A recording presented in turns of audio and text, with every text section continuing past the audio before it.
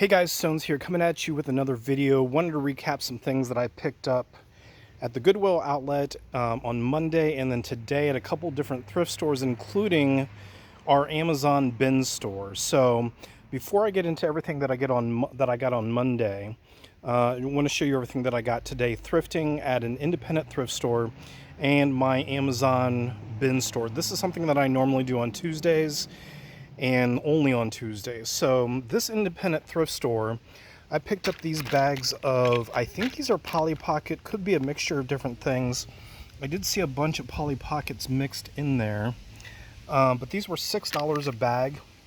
Now the funny thing about this purchase was about a month earlier, there was a lady standing inside the entrance of this thrift store and handing out $10 gift cards with Bible tracts. And I thought she was connected to the store because the store is a Christian ministry-based thrift store. But then when I asked the person that was checking me out, the person at the register, if they did that on a regular basis, she said, no, that's some separate lady who does that on her own. She normally buys 10 to 12 different gift cards and hands those out until she runs out and then she leaves. Well, I felt bad because I knew she had some sort of purpose with that, a purpose that I didn't need to be blessed for.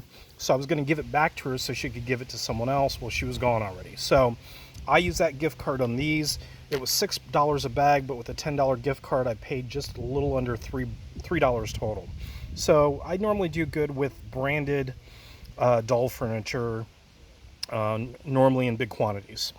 And then my Amazon bin store, I've talked about this place in past videos. I go there with a different mindset. I'm not really looking to find things to make a profit. My main goal is to find personal items at a cheap price and then find one or two other items that I can sell to pay for everything else that I bought. Tuesday is the $2 day. So the way it works is they restock the store on Thursdays and everything is $7. Then it drops down to $6 on Fridays, $5 on Saturdays, and then it goes down to, I think, 4 on Sundays, 3 on Mondays, 2 on Tuesdays, $1 on Wednesdays, and then everything's a quarter on Thursdays. I did that wrong, but that's okay. Tuesday is the $2 day, and that's the day that I like going. So I picked up a bunch of stuff for personal use. 2 items that I wanted to point out. This Figma action figure, I looked up the comps on this. It sells for about $40, so that's going to pay for everything. I'm definitely going to sell that. And this Common Writer slash figure, I'm probably going to keep it for myself, but if I did sell it, it'd probably sell for $20. Now moving on to everything that I got on Monday. Now, I have a dilemma every Monday. I always wonder whether I should stay home and work on all the stuff that I got at yard sales and garage sales, or if I should go out to the Goodwill Outlet and find more stuff. And my response normally is twofold. One, I want to make sure that I get enough stuff just in case the following week doesn't give me anything from yard sales and garage sales. Maybe the weather is bad. Maybe no one has anything that's great. So I kind of like to pad my inventory. And 2, it's a change of pace. I like going sometimes and just being able to stay there and look through inventory for a couple of hours instead of driving all over the place. It's a different mentality and something that I enjoy as a change of pace. So I do 2 rotations every Monday, Wednesday, Fridays during the off season, but during the summer when there's yard sales and garage sales, I do 2 rotations. I'm there for the 10 and 11 o'clock rotation. I pay $1.39 per pound. The first rotation I spent, I think it was $15, and then the second rotation I spent $4, so it was just under $20 total, and this is what I got. Some little knickknacks here and there, nothing special. I thought this seashell was cool. Some light bulbs for blow molds. I noticed that the most latest blow mold that I have takes about this size, so I got that just in case I get other blow molds that don't have a light bulb in it. Checker set, this is from Pier 1 Imports. I thought that was cool.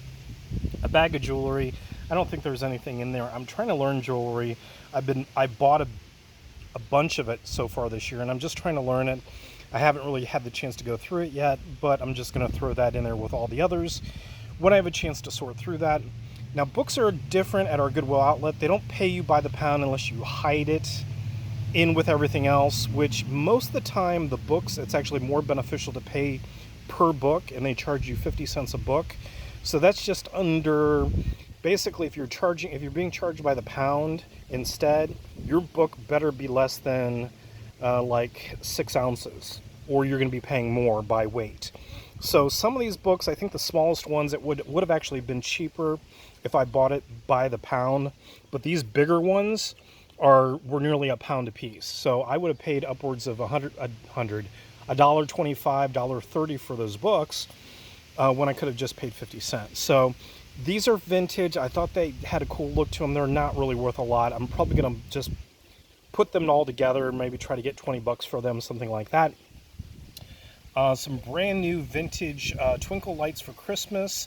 These sell for about $15, $20. I thought I'd grab those up. The pineapple, that's an inside joke. Shout out Kevin, the Commonwealth Picker. We won't talk about that, but that's going to be sent to him here anytime soon. I got these jewel cases, CD jewel cases. I don't know if the shadow's too dark on that. I needed some of these because I'm starting to get some games with video games where I have no cases or whatever, and I just throw these in these cases. And a bunch of other toys that I pick up all the time. I've talked about this before whenever I find them. Jurassic Park. People don't grab Jurassic Park for some reason. I just keep on grabbing them up, and when I have 10, 12 or so, then I'll put them in a big collection and sell them for, you know, $5 a piece or something like that in the collection. Fontanini. I always do well with Fontanini. That's a Roman. They do a lot of Christmas decorations. There's Octonauts. I found those. People pass those up as well. Some old vintage toys. I do Pez. I do Blaze figures every once in a while. Imagine Next. I pick those up whenever I find them. Bluey. This is a Venom Spider-Man piece. I got to figure out which one it goes to. Obviously, it snaps onto an action figure. I've had luck with certain parts. I remember a couple years ago, I just found the mask for a Green Goblin action figure from like the Amazing Spider-Man movie or something like that. That tiny little mask, which was smaller than a dime, sold for, I think, $40 or $50, something like that. Yankee Candle. I picked those up. I've got a few of those I'm going to throw together. Anything Power Rangers I grab. We're going to talk about this stuff later. McDonald's Happy Meal toys. I've talked about that before. Had some Transformers here. Here's another one with a bunch of pieces. Now, this is something I want to talk about really quick. Amusement park stuff. Now, I live in Ohio. We're known as the amusement park capital of the world because we have multiple amusement parks. I think, well, at one time, like 5. We're down to like 3 now. But amusement park stuff, here's the kind of the order it goes in. So amusement park stuff is collectible, especially if it's vintage. It's even more collectible if it's for a roller coaster ride or attraction. It's even more collectible if it's for a roller coaster ride or attraction that no longer exists. It's even more collectible if it's for a roller coaster or or attraction at a park that no longer exists. And then it's even more if it's all of the above. So some things can do really, really well. Geauga Lake was one of the amusement parks out here that no longer exists. I assumed that a deck of cards would be plentiful from an amusement park, but there are no listings for these. There was one pass sold. I think it was $15 or $20. I increase the price every time. That's my rule. And then here, this is from SeaWorld. This is from an attraction that they had called Carnivore Park, which I don't remember. Now, this is our local SeaWorld, which no longer exists. I did a search on eBay. I cannot find anything from this attraction. The only thing that I can find is like some sort of brochure someone had, but I can't find any knickknacks, any novelties, any souvenir pieces, nothing. So I don't know what I'm going to throw. This is just a water bottle, but it's kind of cool. Dinosaurs are in, definitely vintage, and again, from an attraction and a park that no longer exists. Now, here's the big find of the day, and this is where I say I'm glad I went, even though I didn't need the inventory. This is a bunch of vintage parts from different 80s toy lines. We have Mask here. If you don't know what Mask is, these are the masks that go on the action figures. So each one of the characters had a special power that existed in their mask. And these are the missing masks. These are worth about $15, $20 a piece, and I've seen others that have gone even higher than that. A mask part, I don't know. There's another mask part. These are some minifigs. These are weapons for original G1 Transformers action figures. So weapons do really well because if you're trying to complete your collection, accessories, weapons you lose them quickly because they're so small. And then here's the find of the day. Roboto, original Motu, Masters of the Universe action figure. He's not worth a lot. He's missing his arm. He does have interchangeable parts. He's a robot, so he's supposed to have an arm that comes off, but then you're supposed to have put other things there as well.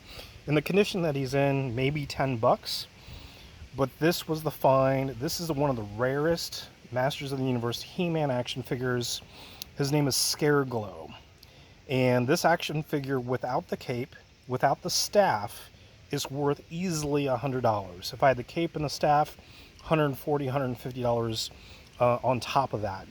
But my buddy, who kind of has the same eye as me and grabbed some of the same stuff, when he saw that I got that, he was trying to bribe me, try to buy it off me. First he offered me $50, then he offered me $60, then he offered me $75. I passed on all of it because one, I wanted to record a video on it, and two, I can get more than that for it. So there you go, guys. That's what I picked up this week so far, Monday and Tuesday thrifting at the Goodwill Outlet, some other thrift stores, and our Amazon bin store.